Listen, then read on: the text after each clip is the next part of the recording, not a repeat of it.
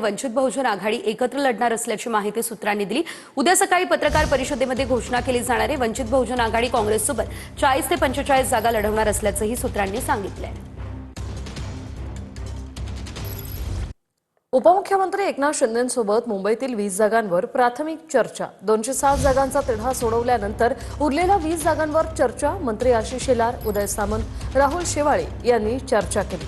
उद्या मुख्यमंत्री देवेंद्र फडणवीसांसोबत अंतिम चर्चा होणार आहे। उपमुख्यमंत्री एकनाथ शिंदे, मंत्री आशिष शेलार आणि उदय सामंत मुख्यमंत्र्यांसोबत चर्चा करणार आहेत। मुंबई महापालिका जागा वाटपावर उद्या अंतिम शिक्कामोर्तब होईल। तर बीएमसी निवडणूक पवारांच्या एनसीपीने काँग्रेस सोबतची चर्चा थांबवलेली आहे। काँग्रेस वंचित उद्या एकत्रित येण्याबाबतची घोषणा होण्याची शक्यता आहे। काँग्रेस सोबतची चर्चा थांबवली। फहाद अहमद यांनी फोनवरून ही माहिती दिली। बीएमसी निवडणूक पवार संदर्भात ही माहिती। पवारांच्या राष्ट्रवादीने काँग्रेस सोबतची चर्चा थांबवल्याची ही माहिती सध्या समोर आलेली आहे।